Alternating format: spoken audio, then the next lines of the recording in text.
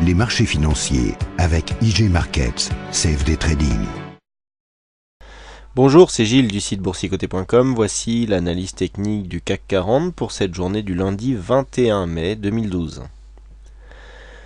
Avec aujourd'hui une séance qui commence un petit peu à sentir le rebond, puisque malgré une ouverture en baisse à 2997,19, nous avons marqué un plus bas à 2984,72, un plus haut à 3043,43 pour terminer en clôture à 3027,15.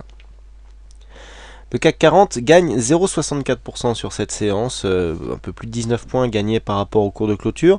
Donc c'est bel et bien une séance de hausse qui vient s'inscrire ici dans un flux haussier très court terme, puisque nous avons des plus hauts et des plus bas qui sont plus hauts que les précédents. Et qui plus est, nous cassons ici cette résistance baissière qui marquait la dynamique de cette phase, et donc on va enfin pouvoir mesurer l'ampleur du rebond technique, si toutefois rebond technique il y a. Du point de vue des indicateurs, donc nous avons un RSI qui était en zone neutre, proche de sa zone de survente, mais qui n'y était pas encore rentré, qui remonte légèrement, donc peu d'indications pour l'instant qui nous sont données par le RSI. Au niveau du stochastique, donc on a un croisement de la ligne de signal à l'intérieur de la zone de survente, donc pour l'instant pas grand chose. Au niveau du MACD, alors là, c'est intéressant oui et non. Nous avons un petit retournement. Alors, petit pourquoi ?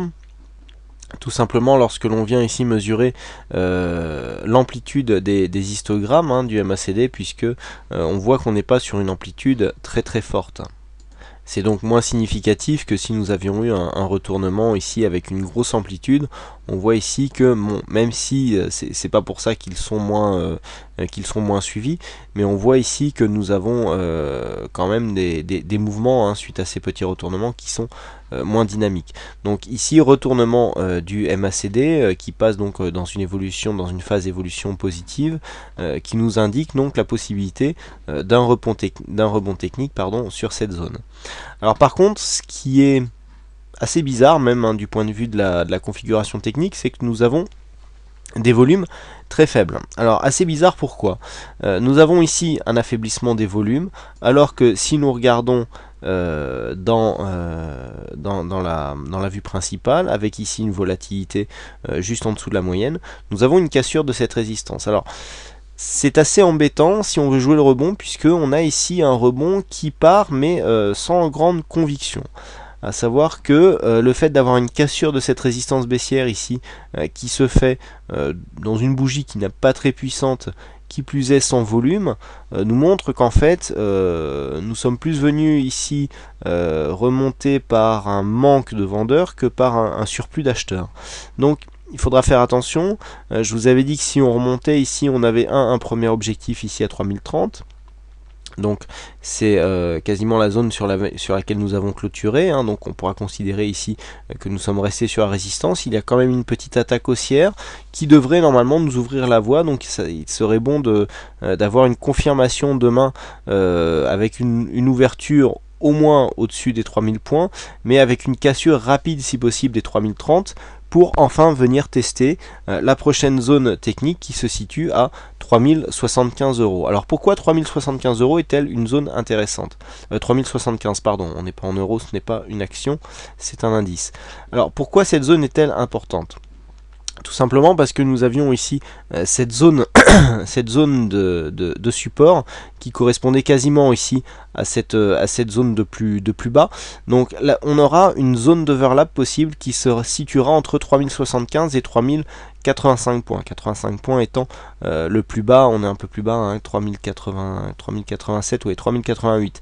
Donc on aura ici une zone d'overlap possible entre 3075 et 3088 points.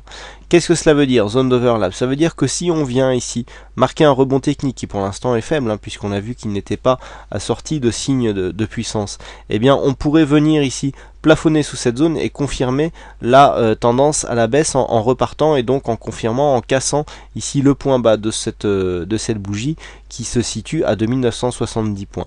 Par contre, si nous avons ici une cassure relativement franche et importante de cette zone de résistance, eh bien on pourra venir tester la zone de résistance majeure qui se situe un peu plus haut, donc en fonction la durée du rebond, eh bien la zone de résistance baissière ici aura nettement évolué, et donc en plus nous avons ici cette zone qui sera confondue avec la moyenne mobile 20 exponentielle. Vous voyez que depuis que nous sommes passés en flux baissier, hein, nous avons eu un premier signal sur cette zone là, et bien on reste bien ici entre la moyenne mobile 20 et la bolle inférieure, la bolle ici étant matérialisée avec un petit trait violet, et donc l'intérieur étant en jaune. Et donc on voit bien que si on arrive à casser cette zone ici des 3075 pardon, 85, et bien le prochain test sera cette zone avec la moyenne mobile 20 exponentielle et la résistance baissière, qui est assez significative puisque nous avons pas mal de points qui définissent cette résistance. Donc voilà les principaux points. Donc là on peut jouer un rebond technique. Alors attention, rebond technique qui pour l'instant on peut viser un premier objectif vraisemblable à 3075-77, hein, c'est une zone de résistance qu'il est raisonnable de pouvoir de penser que nous pourrons atteindre, mais au-delà, eh bien ça sera le vrai test, hein, de la tendance, puisque vous voyez que nous sommes vraiment, c'est cette résistance baissière ici qui est en trait gras, qui constitue une résistance majeure, et donc qui nous donnera un signal d'un d'un réel retournement de tendance.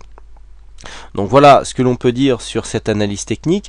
Donc bon, pour résumer, donc rebond technique mais qui manque pour l'instant de conviction. Premier test ici à 3075 80 attendu d'ici demain ou après-demain. En cas de rechute ici, tant que nous sommes dans une zone qui se situe entre 3000 et 3030, zone de neutralité. Par contre, une chute sous cette zone, et bien vous voyez, parce qu'on peut aussi très bien avoir un petit rebond et puis revenir sur l'ancienne résistance qui pourrait se transformer en support. Donc dans ce cas là, c'est des schémas qui nous donnent en général des double bottom, hein, puisqu'on a ici une baisse directe, on a une première hausse comme ça, on revient chercher la zone comme support, et ensuite on amplifie le mouvement. Donc ça c'est un scénario alternatif, mais il est encore trop tôt pour l'échafauder, mais bon, on peut en parler déjà.